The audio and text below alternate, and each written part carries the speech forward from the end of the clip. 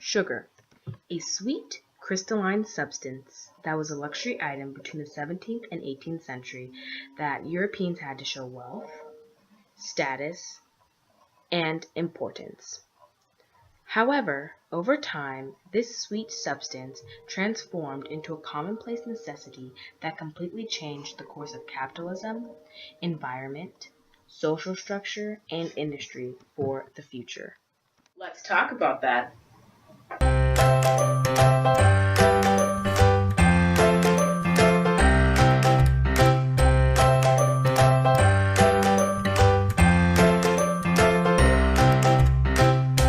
Hello, and welcome to Sweet Tooth, where we talk all things sugar. My name is Hikma Gumois, and I'm going to be your host today. So let's kick it off with Audrey, who's going to tell us a little bit about sugar hearths. Audrey? Hi everyone, I'm Audrey Knowles, enjoying a delicious cup of hot tea with sucrose in it, aka sugar, which is what we're talking about today. So you need to keep in mind three major hearths of sugar. You've got India, you've got Papua New Guinea, and you've also got the Eastern Mediterranean. So major things you need to remember for sugar's history are the Arab expansion is number one. You need to remember that. It happened from about 636 to 711, and what you're going to find about that is that the Arabs were moving away from the Middle East and moving into different parts of the world and diffusing the ideas of Islam and sugar simultaneously. So they spread it into North Africa. They also invaded Spain and conquered Spain for a time, and they also invaded other parts of Europe, as well as placing a caliphate at Baghdad. So they were pretty busy. The Moors picked up the Arab expansion about 730 to 870, and they continued even more expansion from there on.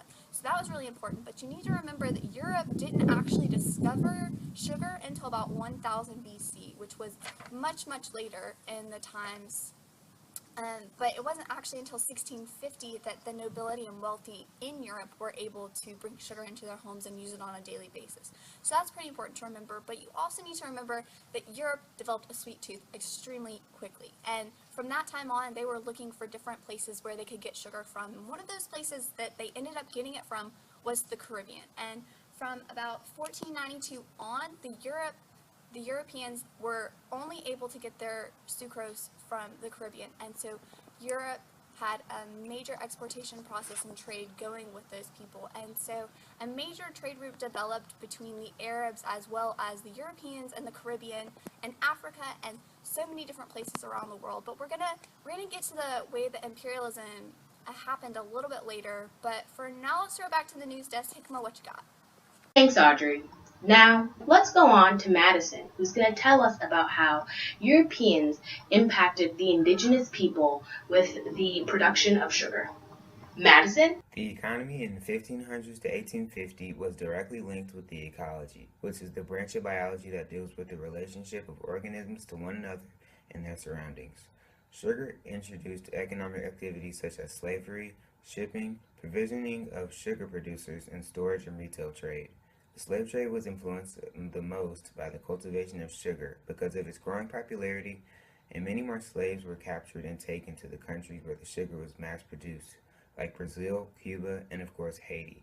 In the 18th century, sugar had become massively popular in Europe, for example. Great Britain was consuming 5 times as much sugar in 1770 as they were in 1710. This growing demand for sugar in the Old World resulted in plantation economies, which was a society based on agriculture and mass production. Plantation economies rely on the export of major crops as a source of income. Thank you, Madison. Now we have a special guest. She is a slave in the Caribbean.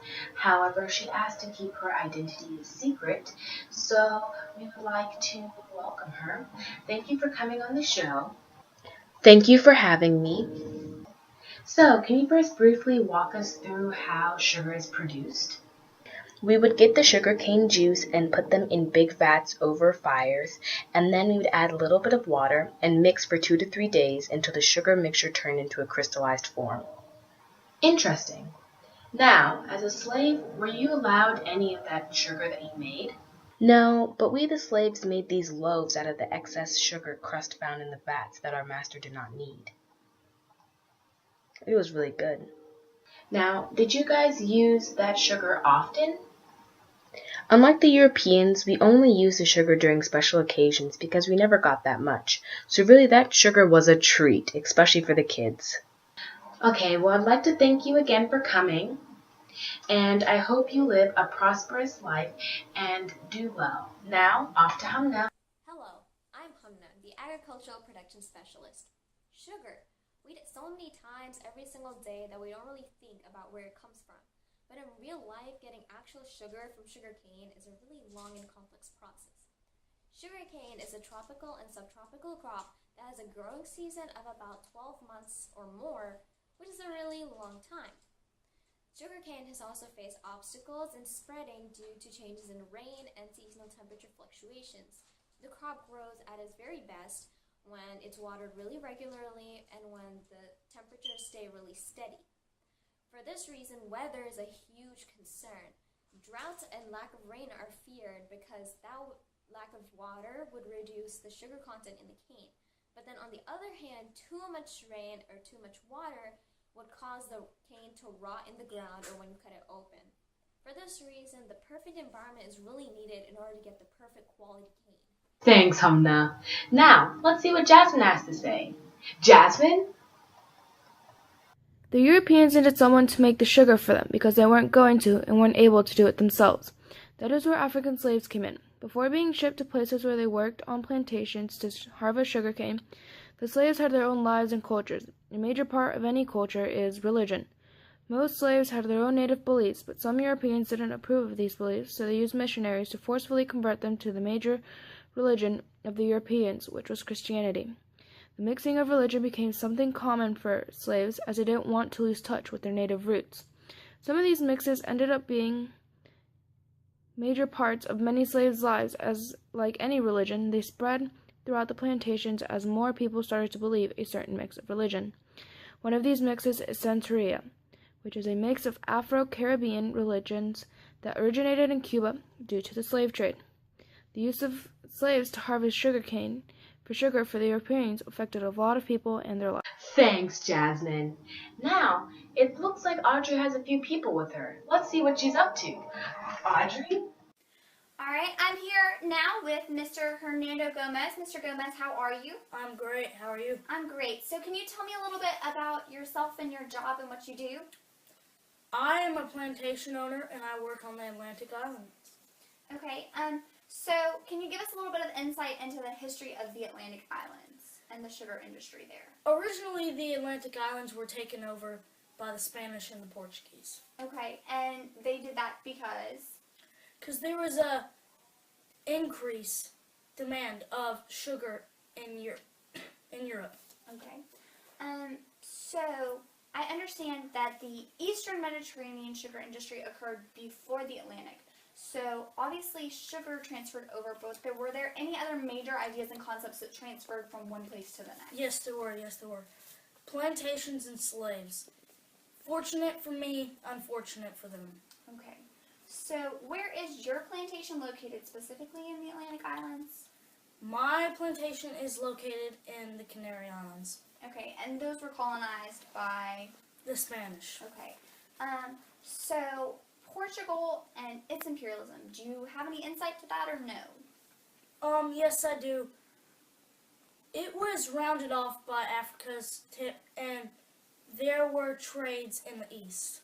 Okay, so what you're saying is the Portuguese established Sao Tome and those islands so that they could round the tip of Africa easier and trade with the Yes, exactly. Middle East. Okay. Exactly. Okay, wow. Thank you so much for that insight, Mr. Gomez. I hope you have a great day. Thank you. That was fun. Thank you. Thanks, Audrey. Now, let's see what Madison has to say. Madison? The European entry into the world of the Americas had catastrophic effects on the indigenous people who succumbed to diseases and genocidal policies of the Europeans. And in the wake of the Amerindian population decreases, other forms of coercive labor, including slavery, were exploited into the countries of the New World. Central to the growth of Atlantic commerce were two commodities, sugar and slaves. The history of the Atlantic commerce is inseparable from the history of slavery, and the transfer of both labor and capital across the Atlantic is closely connected with the production of sugar.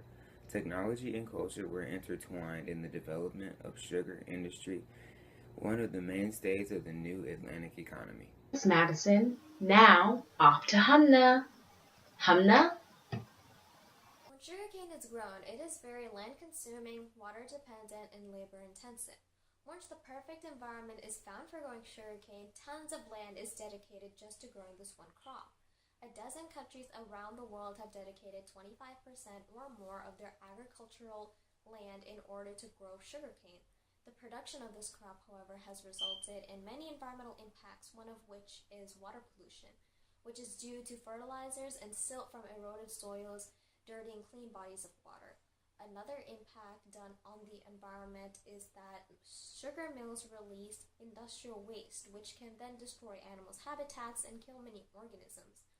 A third environmental impact is that soil can become dry and eroded due to the preparations done to the land so that the sugarcane can be grown there. These environmental impacts have resulted in loss of habitat and biodiversity and have been very harmful to the earth. Welcome to Sweet Tooth's official book club, where we read all things sugar. If you are not a part of this wonderful book club, you should sign up at www.sweettooth.org. This month's book is Sweetness and Power by Sidney W. Mintz. It is about how the history of sugar has affected different aspects of society, like diets, slavery, and social class. This book is a wonderful read, so you should read it because we told you to. However, like great reads, there are some faults, and my job is to exploit them. First, throughout the book, Mintz fails to fully explain why or how things are like the way they are. For example, why the roles of farmers and landowners were important in the diffusion of sugar, or why people use sugar as medication. Second, in a few chapters, he is very vague on what he's trying to explain, and at times he throws in some information that does not need to prove the thesis. Even though these faults are present, he did a great job. Now, let's go to Hamna, who can tell us a little bit more about the author. The author of this book is Sidney W. Mintz, who is an anthropologist of food, specifically sugar. Mintz started his fieldwork in Puerto Rico in 1948 for his PhD. He attended college at Yale and Johns Hopkins. He also received a PhD at Columbia University. He later went on to work in economic anthropology and food industry. Mintz now continues to live at his home in Maryland at the age of 93. And welcome to our interactive education station. So, at the beginning of the 17th century, sugar transported from tropical islands to Europe. However, when they moved, there wasn't a lot of sugar being transported, so it was very expensive, and only the upper class was able to afford it because they're wealthy. So, in approximately that time, a handful of sugar, which is about this size, cost $5, which is a lot of money. However, over time, tropical islands got to work, they got busy, and they were able to produce sugar more and more, which they shipped over to Europe. And since they shipped over to Europe a lot more sugar, they made it cheaper. When it was cheaper, it was able to go down to the middle class and then go down to the lower class. This is hierarchical diffusion. And since everyone now has their sugar, the wealthy people decided to find ways to make more expensive sugar that they could only afford. And some examples where they would crush up gold and they would crush up pearls and add to the sugar to make some sort of medication that could solve anything. So, let's head off to Jasmine and see what she has to say. Europeans weren't the only ones using and spreading sugar. Arabs were also using sugar. 23 to 35 Arabs were responsible for spreading sugar throughout the Mediterranean due to early Arab sugar production. Sugar was sometimes used in medicines by the African slaves because it was what they were surrounded with and could use with their herbs. The Europeans thought that they were a superior society because they could afford to buy the rare luxury that was sugar. Sugar became an integral part of European culture because it changed the way people ate food, which is very important to culture.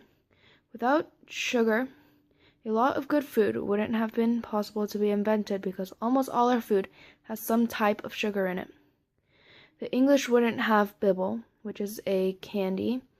The French wouldn't have crepes, and Americans wouldn't have Coca-Cola or Skittles. Sugar is a part of modern culture, and it helps in making food the way it is. Well, that's all we have for today's episode. I hope you learned everything there is to know about sugar. Remember, stay sweet!